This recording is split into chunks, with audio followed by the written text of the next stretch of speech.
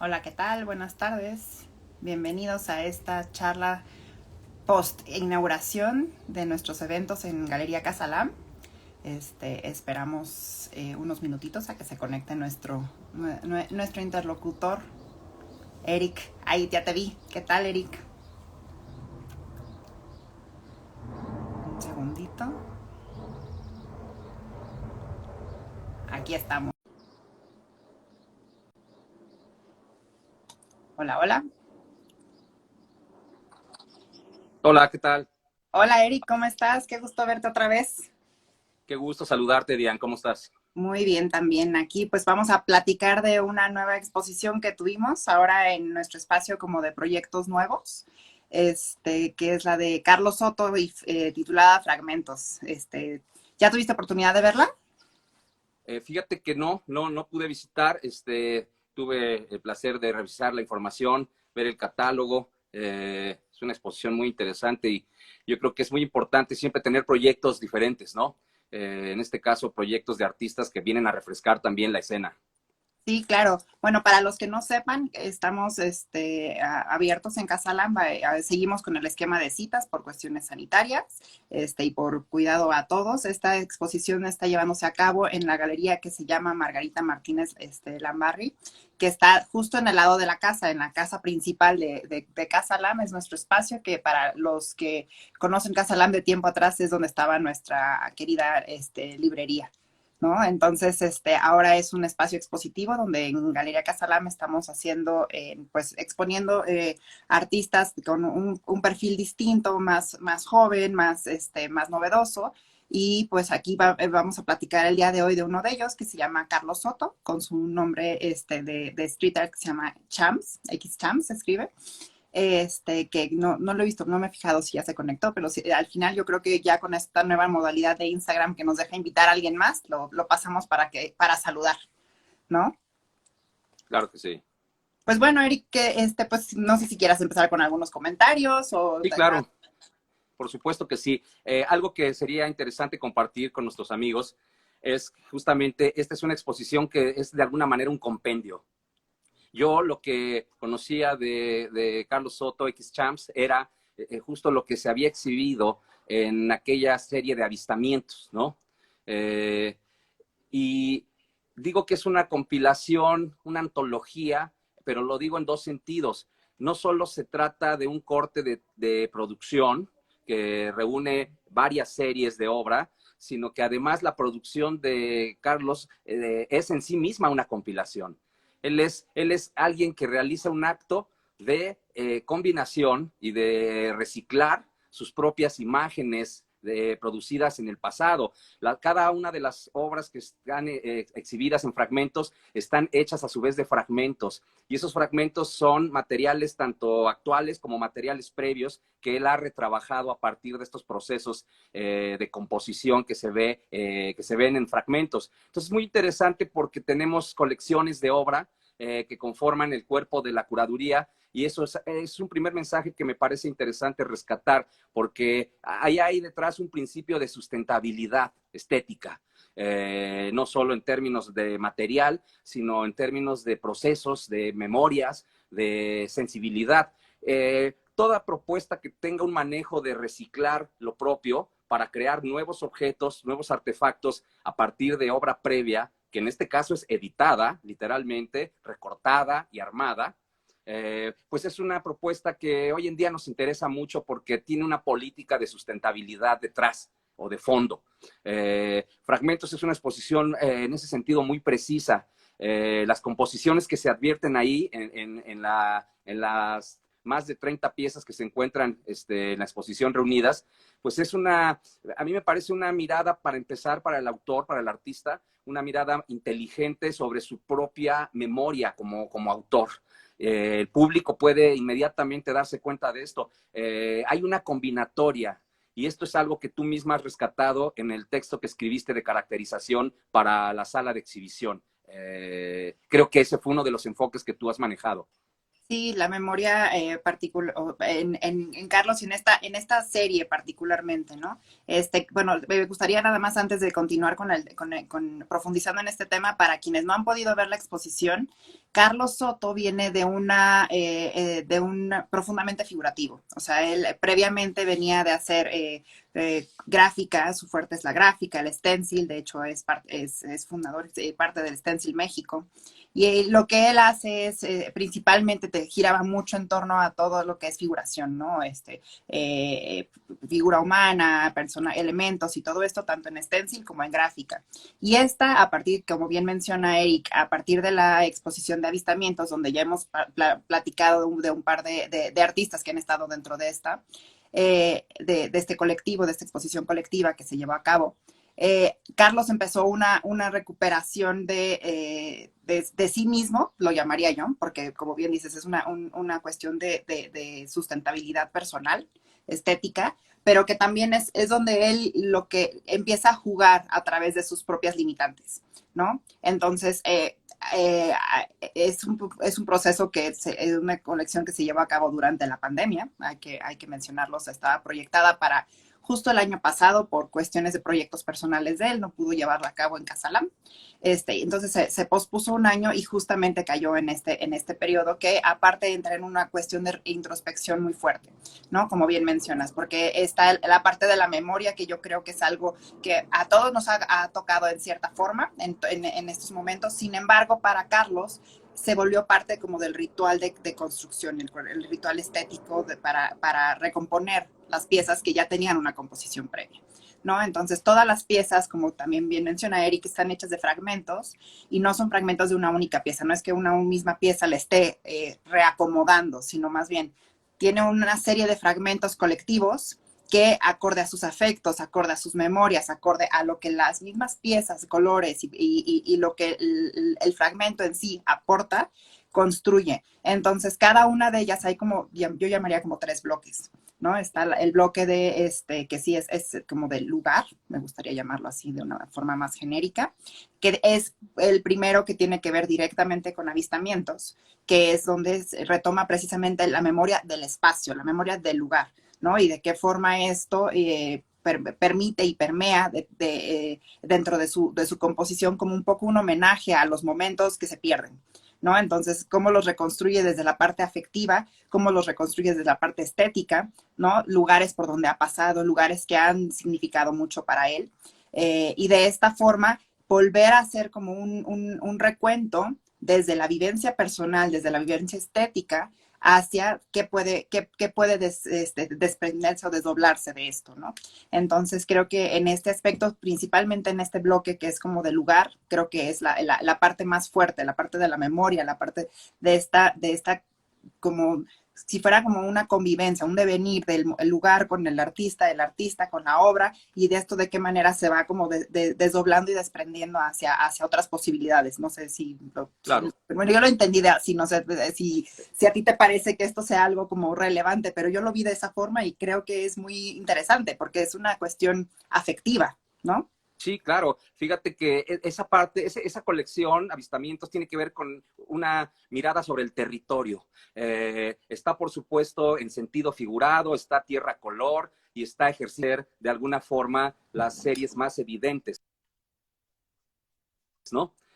Son series, son bloques de trabajo. Creo que ahí, además, hay variantes en la semejanza. Y una primera cuestión importante sería que el artista concibe su colección de obra como un stock.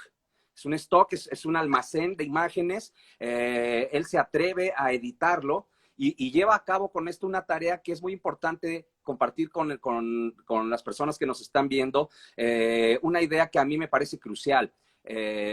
Lo que hacen los artistas desde un buen tiempo para acá, desde que fue fundado el sistema del arte moderno y en sus variaciones de paradigma en el sistema del arte contemporáneo, tanto los artistas como los analistas, es decir, los curadores, la gente, perdón, que hace crítica de arte, la gente que hace gestión, todos trabajamos con un común denominador que nos uniría más que diferenciarnos, como muchas veces se piensa. Y creo que esto tiene que ver con la capacidad de seleccionar, de filtrar, de depurar, de elegir.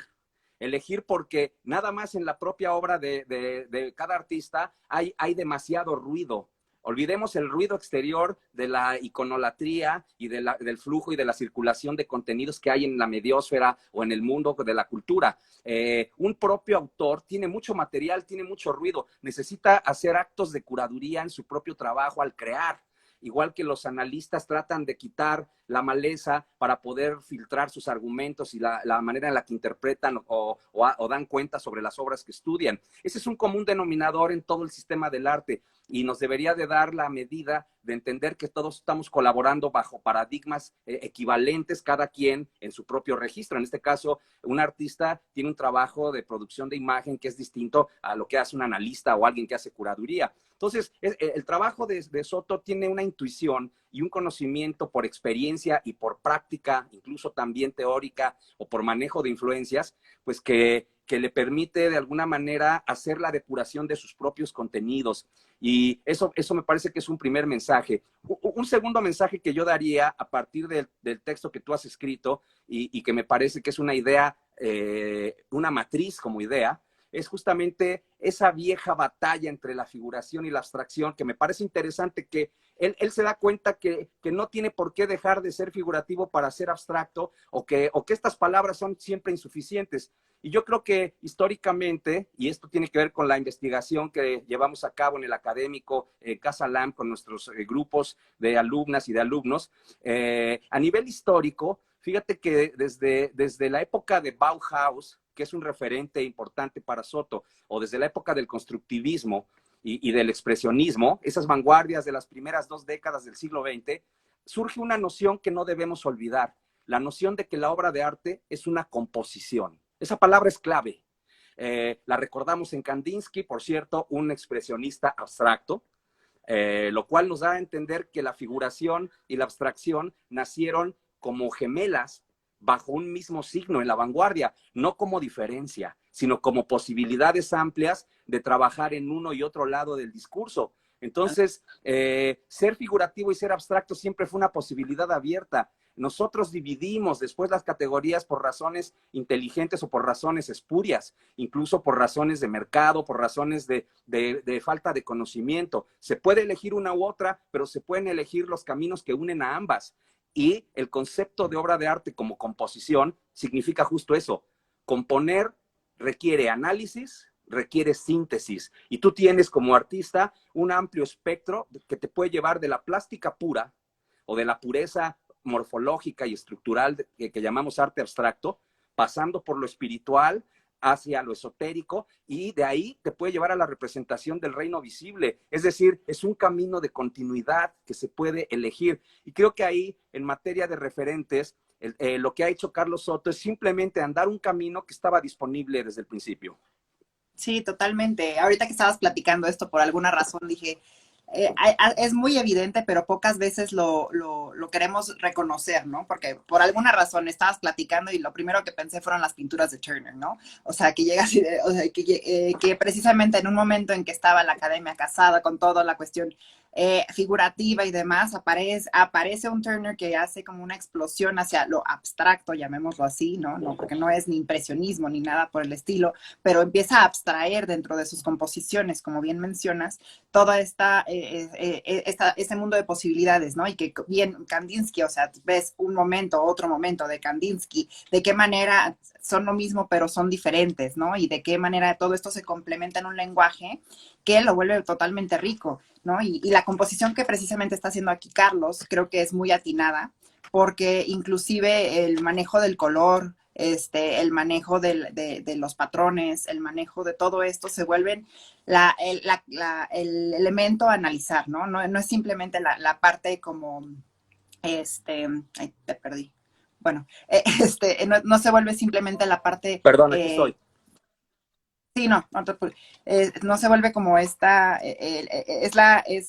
el análisis sobre del fragmento mismo, ¿no? O sea, no se queda como de, bueno, vamos a componer con pedacería, sino realmente es este fragmento que me puede aportar, de qué manera lo puedo construir, de qué manera simboliza para mí, de qué manera lo puedo colocar, ¿no? Entonces, me parece muy, muy interesante, porque aparte siento que él mismo como que llega le gusta mucho jugar, ¿no? Bueno, se nota como muy lúdico también sus composiciones, que llega a esta parte de, bueno, es abstracto, pero a la vez las composiciones geométricas en las que está llegando son de una riqueza o sea, maravillosa. O sea, a mí me parece que en sí uno ve a primera vista y es una cuestión muy gráfica, muy, muy, como de diseño gráfico, llamémoslo así, ¿no? Las Exacto. composiciones a las que llega son precisas, justas, y ya cuando uno lo ve de cerca, ya cuando uno ve los fragmentos y todo eso, uno va encontrando toda esta riqueza en la composición misma, en lo que se redistribuye y se reinventa Sí. en estos fragmentos. Fíjate, tú has mencionado una referencia importante ahora que recordabas las imágenes bellamente difusas de Turner. Yo recordaría otro momento en el siglo XIX que nos puede potenciar la conversación. Mira, todos conocemos la obra y el pensamiento tan influyente, tan pocas veces recordado en su poder de influencia del poeta Edgar Allan Poe. Edgar Allan Poe, todos sabemos que en 1846 escribió una reflexión que es crucial en la historia del arte, que es Philosophy of Composition, filosofía de la composición. Fíjense el concepto. Él explica cómo construyó el poema del Cuervo. Y él dice que los artistas, ya estamos hablando de mediados del siglo XIX, eran muy tímidos a la hora de reconocer que lo que hacen ellos es construir. Él nunca defendió el racionalismo, no, él se refiere a que todo artista, y estas palabras figuran en ese texto, lo pueden ustedes encontrar, publicado en su momento en una revista que se llamaba Graham's Magazine, 1846, el poema del Cuervo es 1845, él utiliza palabras como complejidad, aplicación, análisis, armado, los pasos de un proceso, y él dice, no hay nada de malo en reconocer que somos analíticos. Digamos, qué interesante que el emblema de la poesía inspirada de temas neogóticos, románticos, tanáticos, amorosos, pulsionales, sea el primer artista lúcido de que los artistas construyen, y que en esa construcción puede haber azar, puede haber destino como motores de creación, pero que también puede haber discursividad, elementos, componentes, nociones y piezas que tú vas armando. Y en ese texto él dice que él eligió un tema, un tono, un tipo de versificación, un poema que se leyera de una sola vez para que pudiera conseguir su efecto de tristeza, belleza. No habla mucho sobre el origen del tema, que tiene que ver con la enfermedad de su esposa. Ese se lo reserva de una forma elegante, pero lo deja abierto y dice, bueno, no voy a hablar del origen, pero voy a hablar de la construcción. Y al final del texto, él utiliza una muy bella noción, que es la del misterio. Él dice, hay una parte en toda esta construcción analítico, azarosa, mezcla razón con sueño, un lugar donde el sueño y la razón producen todo lo contrario a los monstruos. Y él ahí señala que en la obra tiene que haber un elemento ambiguo, una parte en la que se puede sugerir un sentido o abrir la interpretación para los otros. Y con eso da una noción de una obra de arte que tiene todo: azar, casualidad, serendipia, heurística, estrategia, táctica, y habla de un universo de fragmentos que son compuestos por los artistas. Dice, no seamos orgullosos, revelemos un poco la cocina. Él se lo dice a Charles Dickens y Dickens le contesta. Ellos están analizando novelas, relatos, poesía. Y curiosamente en ese texto todos sabemos que el tema de fondo es la muerte como no posibilidad de vida ulterior. Él sabe que la mujer del poema, Lenore, que no volverá a ver este solitario Nevermore, porque además nos explica por qué la rima y por qué la palabra Nevermore, desde el nivel formal hasta el nivel semántico. El tema es que el tiempo La nos repetición, quita, ¿no? la repetición del estribillo, con lo cual se vuelve el teórico de la relación entre poesía y estribillo, que es toda la historia de la música pop rock posterior. O sea, el estribillo que vuelve es una estética de la repetición, 120 años antes del minimalismo, que será el estilo del arte en la era industrial, la repetición de módulos, de patrones, de diagramas, de estructuras. Y da a entender justamente que en esta construcción, en esta posibilidad, nosotros producimos artefactos, composiciones. Los expresionistas retoman este concepto. Ellos inventan la relación entre abstracción y figuración como una posibilidad de son elementos que tienes a la mano, ¿por qué no usarlos? Claro. Si aceptamos que hay componentes, usa los componentes que tú quieras. Cuando tú explicas en el texto de forma muy interesante que hay una suerte de barroquismo contemporáneo, en este juego que haces recordando el pensamiento de Walter Benjamin, que fue influido por Baudelaire y que Baudelaire fue influido por Edgar Allan Poe, y de ahí nos podríamos venir hasta Marshall Berman en la época posmoderna. Lo que está ahí de fondo es la idea de que el tiempo pasa y todo lo destruye.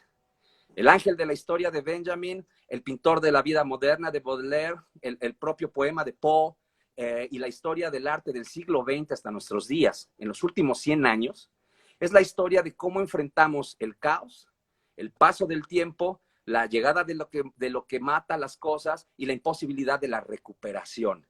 No era extraño entonces que hubiera ahí una búsqueda de la memoria como forma de introducir lentitud. Esa creo que es una de las posibilidades de jugar con esta lectura. La pandemia le dio a los creativos, a los artistas, a los visionarios, les dio la oportunidad de parar. Esa pandemia introdujo, dejando de lado todo lo nefasto que significa, porque no siempre es... Posibilidad de tiempo. Nos dio posibilidad de tiempo, introdujo un freno. Ese freno coincide de una forma muy afortunada en la práctica de Carlos Soto, porque le dio la lentitud para ver toda la pedacería que tenía a su disposición para poder producir un momento de lucidez. Esa es la lucidez que está planteada desde Philosophy of Composition. Ay, me parece muy interesante lo que vienes comentando también, de que el tiempo todo lo destruye, ¿no? O sea, también esta idea como de en algún momento todo lo que ahorita será ruina, ¿no? Y la posibilidad de que la ruina sea, carga en sí misma una fuerza, ¿no? O sea, una fuerza, precisamente de que tiene la impronta del paso del tiempo, que tiene la impronta de la decisión de la destrucción, lo llamaría así, o sea, de qué pasó, por qué se encuentra esa ruina de tal forma, de X manera. Entonces, la composición de una ruina que podría ser por azar, que acá es un azar controlado, lo llamaría así, ¿no? El azar controlado de la decisión y de la composición de Carlos, ¿no? Porque precisamente mete entre obras gráficas, pero también matrices, ¿no? De todo esto, y juega precisamente con esta idea de el Nevermore, ¿no? O sea, esta placa Nevermore, o sea, esta posibilidad ya no va a existir, ¿no? Y lo que va a existir es esta obra, ¿no? Entonces, este fragmento, con todo esto a descubrir precisamente es una placa, fue exprofeso hecho de esta forma, es una impronta, una gráfica, o de qué manera está todo esto coexistiendo para construir que es, o sea, es el Nevermore de la placa, pero se convierte en un nuevo artefacto, en un nuevo objeto, para que después tenga su siguiente Nevermore, por así decirlo. O sea, habla como de la réplica, de la repetición, de la posibilidad infinita, ¿no? De lo fragmentario, ¿no? Creo claro, que es interesante. La repetición introduce una especie de letanía, una oración, mitad laica, mitad sacra, mitad esotérica, mitad simplemente progresiva. Hay mucho que decir sobre los materiales. Cada una de las piezas de la exposición, que es un fragmento de fragmentos, desde el principio te está hablando justamente de esa trama. Las obras se presentan inmediatamente a la mirada y después van revelando el perfume de su enigma, porque entonces vas viendo que algunas son territorios, otras son casi que paisajes, otras son visiones neográficas donde aparece el signo de lo corporal, otras son ejercicios de color.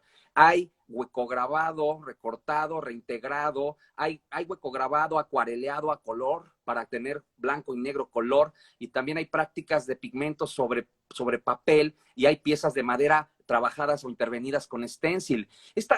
Vamos a llamarle, esta convivencia, por no decir dialéctica, esta combinatoria, este mix que hay entre color y blanco y negro, entre pigmentos puros y digamos, aguadas de acuarela, la convivencia del material producto de la matriz gráfica, que son originales múltiples fragmentados, más el trabajo indirecto sobre piezas autónomas ya fragmentarias de por sí, te habla justo de una tensión, y además los formatos que son cuadrangulares en un sentido implícito, están acomodados, las piezas se presentan en el vértice como si fueran romboides cuadrangulares, pero también pierden su aspecto cuadrangular de lados ortogonales hacia una fractalización que los vuelve no relacionales, no cuadrangulares del todo.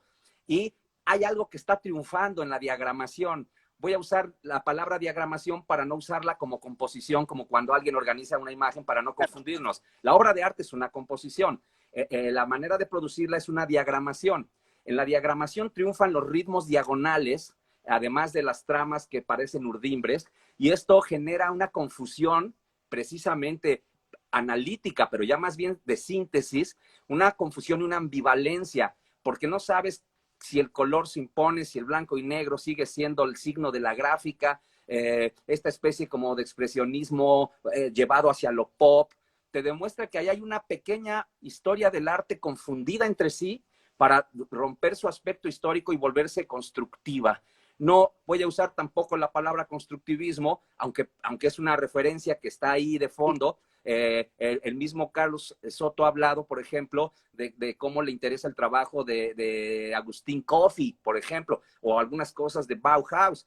Yo me acordaría, sin decir que él tiene esta referencia, porque no es necesario, pero está intuido, el trabajo de los talleres de enseñanza superior de arte y técnica, el Biotemas, en la Unión Soviética entre los años 1920 y 1930, que es un referente paralelo a Bauhaus, y que tanto Bauhaus como Biotemas son escuelas de enseñanza de arte entendido como composición y como procesos analíticos, que cuentan con asignaturas de educación visual, de orden geométrico, y además el color ya se enseña como una cosa en sí misma. Un tema que había sido descubierto desde el siglo XVIII por analistas como el crítico de arte francés Diderot, que había dicho que la diferencia específica del arte de la pintura es el trabajo con el color. Pero el color no se asumió como un fin en sí mismo, como un repertorio autónomo, sino hasta la época de la vanguardia. Entonces, ve qué interesante que ese momento de Edgar Allan Poe le da al arte moderno la conciencia plena de que es un sistema de producción compositivo y que además maneja temas que pueden ser muy fuertes, ¿no? Una cosa no quita la otra. Y las vanguardias ya ponen los elementos sobre la mesa y los dan a los artistas a disposición de su trabajo mental, porque además la concepción que hay sobre la mente a principios del siglo XX es de que la mente es un espacio ubicuo en el que tienen lugar los recuerdos, los deseos, la proyección hacia el futuro, la retrospección hacia el pasado y el pensamiento sobre el presente, sueños, ideas, pensamiento intelectivo, intuiciones, como si el cerebro fuera una gran ciudad donde tienen lugar procesos de todo tipo. Ese aspecto de la mente como un universo y que tiene constelaciones, galaxias, situaciones específicas, campos moleculares y grandes bloques de estructuras, encuentra su mejor visión en la obra de arte vanguardista. Y las escuelas como Bauhaus o como los talleres de la posrevolución soviética plantearon ya definitivamente todos los recursos con los que cuenta el saber artístico a su disposición.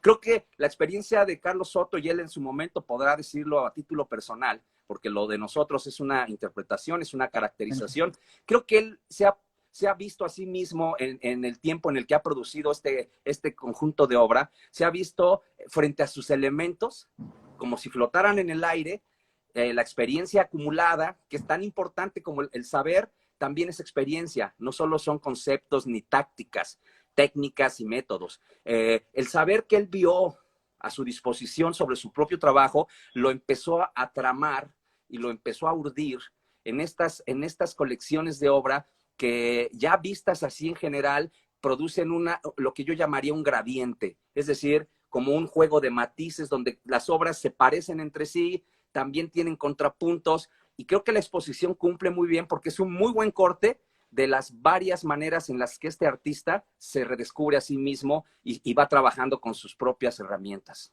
Sí, siento que ahorita que mencionabas como todo el proceso creativo, ¿no? De la Bauhaus y de esta cuestión como también un poco como de diseño inclusive, ¿no?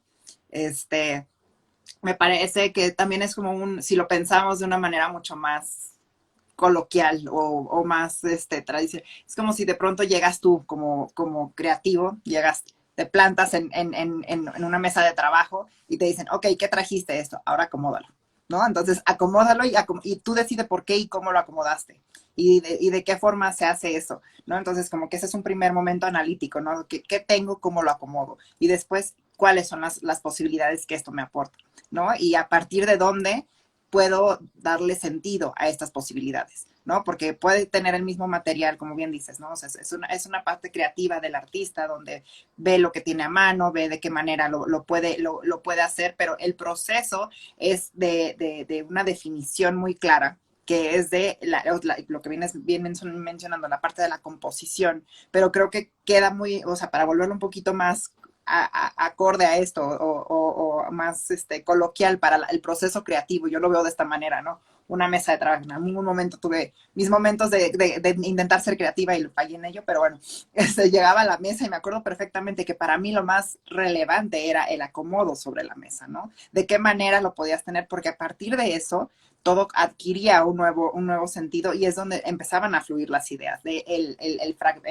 no fragmentar, el segmentar más bien las posibilidades, los materiales, los recursos personales, mentales, de ideas, para poder como volverlo a hacer. Y me parece muy, muy puntual porque Carlos es muy analítico. O sea, porque se ve dentro de la parte que es muy técnica, de la gráfica, es una técnica que es como, o sea, es una técnica, no es como que, bueno, ahorita voy a volverme, voy a hacer como 5 gramos, no, implica un proceso, un oficio,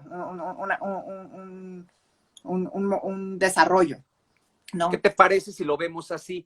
Te interrumpo muy No, adelante, brevemente. ¿Qué adelante. te parece si lo vemos así? A lo mejor parte de lo que tú nos estás ahorita revelando no tendrá que ver con que esta producción gráfica es una industria, es una microindustria.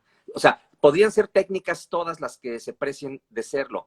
Yo creo que a lo mejor una diferenciación que yo me atrevería a sugerir es que la práctica gráfica, incluida la fotografía y la cinematografía, junto con las formas de producción de original múltiple a partir de procesos mecánicos como la litografía, el huecograbado, el aguafuerte, el linóleo, la gilografía. Sí, las prácticas gráficas desde la Edad Media hasta el siglo XIX son industrias, son microindustrias que tienen tiempos muy claros que son preproducción, producción y postproducción. Si te das cuenta, cuartos oscuros, salas de edición, rodajes, shooting fotográfico o procesos, digamos, de placa, trabajo en placa, procesos de preparación de imprenta, impresión, después presentación, trabajo de pruebas desde autor hasta las pruebas definitivas y todas las retóricas que existen en la gráfica para darle ya a la edición una numeración específica, es decir, el bon à tirer, todo esto es, si te das cuenta, son formas de producir arte que son industriales y después ya son industrialmente avanzadas y tienen muy claros sus procesos y sus fases. Y ya hablando de fotografía compleja o de cinematografía, pues además tienen muchos proveedores y especialistas colaborando. Cuando hablamos de un artista individual dentro de una práctica plástica, pero de cara a las artes visuales y expandidas contemporáneas, también ese artista es muchas personas en diferentes momentos del proceso. Deja de ser X realizador para convertirse en una especie de curador de sí mismo, luego vuelve a ser un hacedor. Ese hacedor que sabía de gráfica y de impresión, después ya nada más sabe de collage. Ahora es un editor que él mismo invitó para desdoblarse en la figura de un antologador de lo que él mismo produjo como un maestro impresor.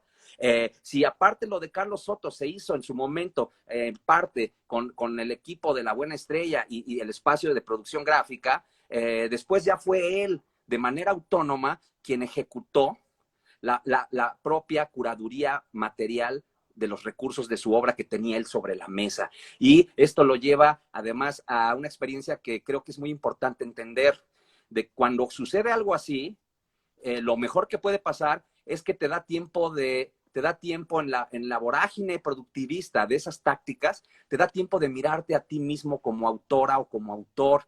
Puedes ser hasta el analista de tu propia obra, dejar de meter las manos, El one dejar man de... band. ¿Cómo? Un one man band, ¿no? O sea, Exactamente. Y el resultado del que tú hablabas, me atrevo a matizar, lo que genera cuando se da la fortuna, que también es conseguida por el trabajo propio y programado, es que le agregas valor a ese artefacto. Cuando la composición ya se cocinó, le has agregado valor.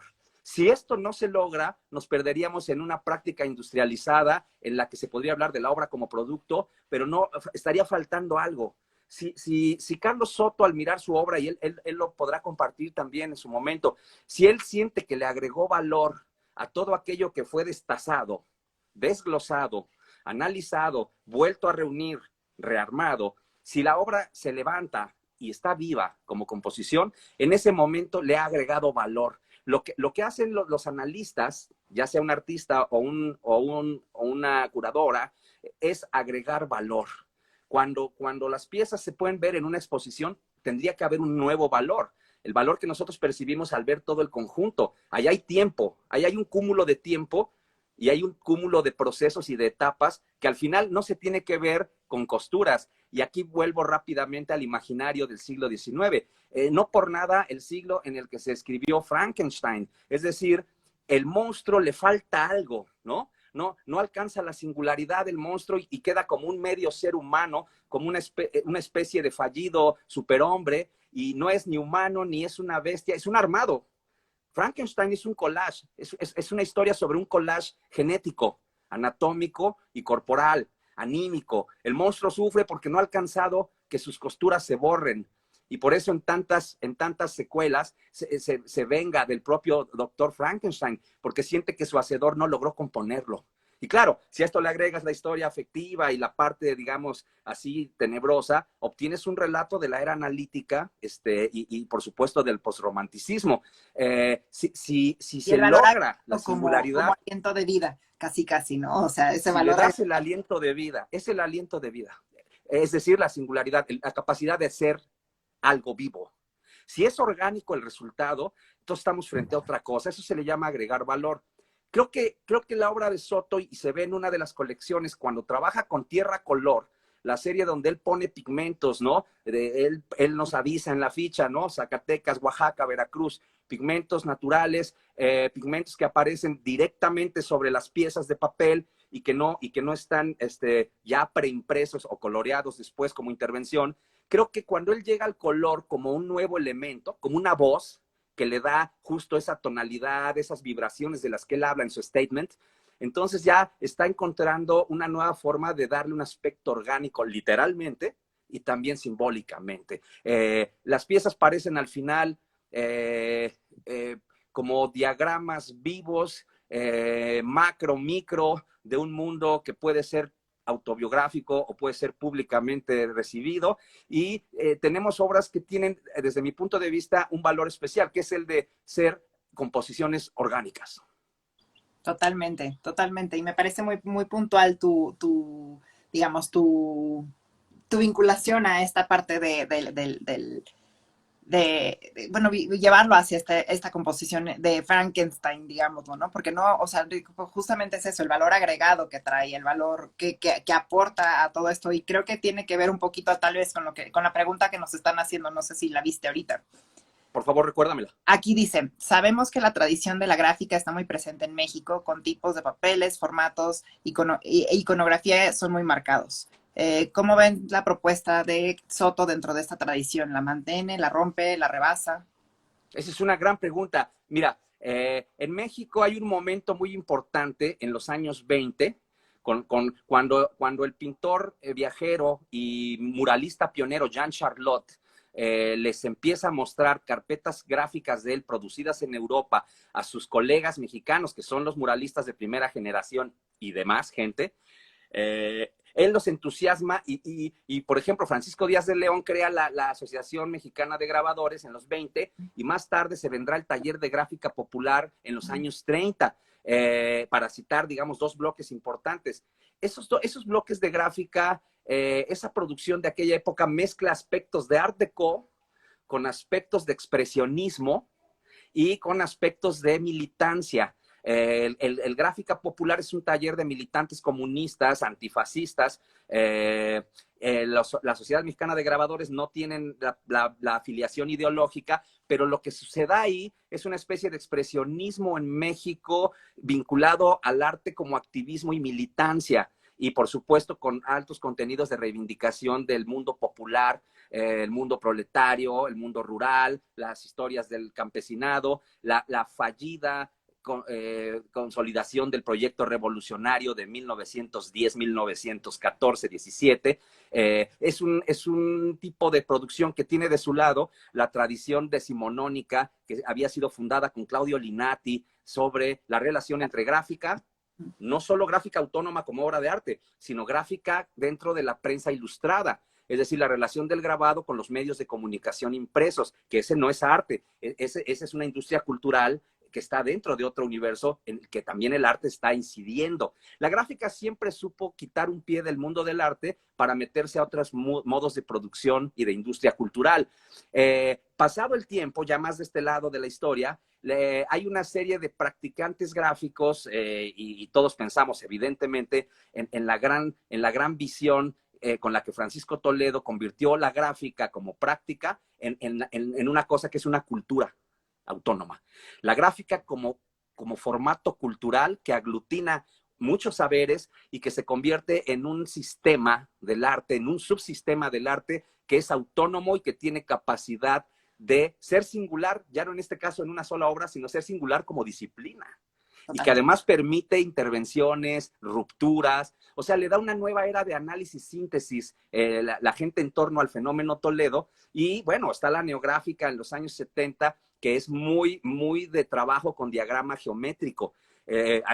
Podríamos recordar el propio trabajo de Vicente Rojo, que se ha hablado tanto de él recientemente, por supuesto. Esta construcción del mundo como una trama, como un tantra. Fíjate que yo respondería a la pregunta específicamente así. Un trabajo como el de nuestro amigo Carlos Soto es un trabajo que se integra al tejido de la historia de la gráfica, que en sí misma tiene una representación del tejido desde el ashurado hasta las prácticas neogeométricas de los años 70, 80. Y ahí hay una cosa que es muy hermosa desde mi punto de vista, que es que la representación de lo social, del tejido social, como una trama armada de módulos que se repiten y partes que componen un sistema, es un mensaje tremendo sobre que la sociedad y el mundo, si los concebimos como un sistema de elementos del cual formamos parte, está roto, pero podemos recomponerlo. Totalmente. Sí, me parece muy, muy acertada tu observación y incorporar aquí la parte de la trama y del tejido social, ¿no? Precisamente porque aquí también tiene que ver con su otro quehacer, ¿no? O sea, la parte de arte urbano, de arte callejero, donde también el stencil y que lo lleva a los muros y todo esto, de qué manera también esto se permea a su práctica en pequeño formato y de estudio, ¿no? O sea, de qué forma también está incorporando estos elementos que son el adentro y el afuera de su mismo quehacer, ¿no? De su misma manera de construir visualidad, ¿no? La puede construir de una manera pública, por decirlo de alguna forma, como máxima, ¿no? Como una máxima social que se plasma sobre un muro, pero después también esa reflexión y esa visualidad que lleva y la experiencia que también trae, porque creo que aquí también entra la parte de la memoria, la experiencia de la creación, de la convivencia, de los lugares en donde está, de sus propios viajes, de sus interacciones con las comunidades, con los espacios, también todo eso le da como sentido, le da como esa argamasa como con lo que lo une, ¿no? Lo amalgama. Total. todo lo sólido se desvanece en el aire. Se llama el libro de Marshall Berman, este filósofo neomarxista. Yo lo mencioné al principio de la sesión. La modernidad y la contemporaneidad es la experiencia del vértigo, así como si el gran cuervo de la historia nos dijera nevermore. Todo va pasando y el basurero se va produciendo y el ángel de la historia no puede detenerse y es avasallado por ese viento. A nivel individual y a nivel colectivo, a nivel comunidad, sociedad, especie, mundo, las cosas se van, las buenas y las malas, las peores a veces tardan más, pero tal vez sea una impresión emocional. El rescate que hacemos frente al vértigo es una tarea del arte moderno y contemporáneo. Cómo lidiar con el vértigo de lo que se desvanece, con el término de lo que se disuelve. Ejercicios de disolución, se llama una de las colecciones. Creo que intuye muy bien la pregunta por el tema del vértigo y el devenir, independientemente de las posturas existenciales, vitales, personales, grupales, tenemos la impresión de que tal vez las cosas no vuelvan, no importa si las podamos ver en un más allá metafísico, en una vida posterior, por lo pronto las cosas se van, desaparecen. Ese es el gran temor y por eso el arte de las vanguardias y hasta la fecha también tiene en sus diferencias un común denominador, porque evidentemente hay rupturas de paradigma. Ese común denominador es un poco el coqueteo con la destrucción. A veces en un síndrome de Estocolmo, el culto por la destrucción ya no es criticado, sino que nos devora y sentimos la fascinación por ese punto donde todo explota. Y muchas formas de hacer arte de los últimos 100 años tienen que ver con cortar, destruir, borrar, deconstruir, desmontar, y ese es un buen juego. Juego a que rompo mis juguetes, a ver qué tan capaz soy de recomponer un otro juguete. El mismo ya no. Una vez que se rompió el ánfora, ya no la podrás reconstruir. Ahora evita que se vean las costuras. Dale vida a lo que inevitablemente se va a llevar el viento, el tiempo, el progreso y la muerte. Volveré, dice el poema, volveré a abrazar a mi muy querida y amada Leonor, ¿no? Dice Poe, quoth the raven, nevermore, ¿no? ¿No? Bueno, entonces tenemos que introducir un principio de lentitud. Creo que Fragmentos, por su título, nos recuerda el desglose, el desmontaje, pero por sus efectos como imágenes nos recuerda la posibilidad del tejido. Y el tejido es individual, es privado y también afortunadamente es colectivo y es público. El trabajo con stencil y con arte urbano es una muy buena forma de llevar a la mesa lo que estaba sucediendo en las calles. Si hay que confinarse, el tiempo del tejido comienza, pero la santa patrona del tejido, que es Penélope, puede tejer adentro y afuera, puede tejer públicamente y puede tejer en la intimidad. La trama, el tantra, que tanto obsesionaba a Toledo, está por realizarse y creo que todos podemos jugar ahí. Eso es lo que yo quería compartir esta tarde. No, me parece muy relevante, me parece muy interesante también, porque creo que justo es eso, ¿no? O sea, hablamos ya de temas como de composición, la memoria, el tejido, las tramas, nos fuimos hasta Edgar Allan Poe y todo a partir de algo que parecería a lo mejor tan estático que sería la gráfica mexicana, ¿no? O sea, si lo queremos ver de una manera sobresimplificada y de una manera muy cliché de qué se piensa de la gráfica mexicana y uno se va a Posada, o sea, se va a esta idea de como del souvenir de México que se lleva los turistas, pero realmente Sí.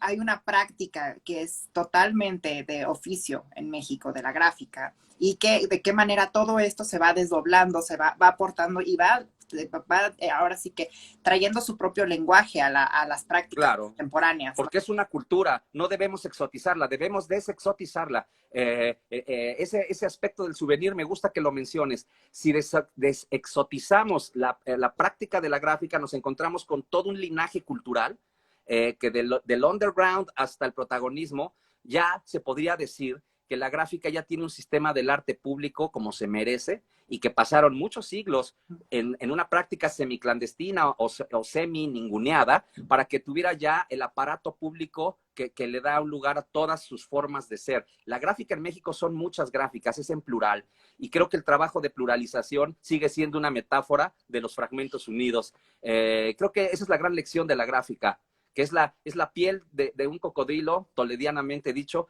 que está compuesto de elementos que nos permiten siempre un espacio para la pluralización. Sí, totalmente. Me parece muy, muy atinado. No sé, quisiera antes, porque ya se nos está casi terminando el tiempo, si hay ¿Hay más, preguntas? ¿Hay algo más, Diane? alguien más que quiera comentar. Veo aquí a varias caras conocidas, bueno, nombres conocidos porque no veo sus caras, pero si alguien más tiene una pregunta, les comentamos otra vez, la exposición está abierta al público, la pueden visitar, se les invita a que saquen cita previa, nada más para cuestiones de precaución y de protocolo, pues de nuestra nueva normalidad, ¿verdad? Pero la pueden pasar a ver de lunes a domingo, ahora sí que hay opción para verla todos los días, porque sí realmente siento que es una que vale la pena que vayan y vayan con tiempo, porque creo que cada pieza, son muchas piezas, pero cada pieza alguna hará que se queden en ella y que puedan, ahora sí que ver, a ver de qué manera también esto invita a una introspección Ese personal, es un porque gran creo que tema, eso Diane. pasa. Ese es un gran tema. Tú acabas de tocar un gran tema. Decía el fotógrafo Cartier-Bresson que si tú puedes ver una foto más de un minuto en la segunda mitad del siglo XX, lo decía, si tú te puedes quedar viendo una fotografía más de 3 minutos es porque hay algo ahí, hay valor. Todo mundo somos fotógrafos y nadie lo somos. Todo el mundo podría hacer prácticas de collage, en fin, está bien. Cuando algo alcanza el valor agregado y tú puedes ver un collage o una pedacería rearmada y te detiene un tiempo como espectador, ese detenerte equivale al detenerse que se tomó quien lo hizo para poder producir un objeto de contención social, afectiva y emocional. Los Visual. artefactos, las obras de arte que te hablan, no importa lo que te digan, a las que tú les hablas, entablan justamente, aportan un grano de arena contra el imperio del vértigo, que va a desaparecer todo. Sí, totalmente. Sí, es muy, y todo esto de la manera en la que llegamos a esta idea de el valor agregado, ¿no? Me parece que es algo que sí vale la pena y sí siento Sí, que se logra. parece un concepto ahí como, ¿no? Es como un Suena ahí, concepto va. raro, pero veámoslo bien, el valor agregado, en todo sentido, desde lo humano hasta las partes que tienen que ver con logística, es un valor completo, es interpretativo, es emocional, es un valor económico, es un valor cultural, es un valor patrimonial.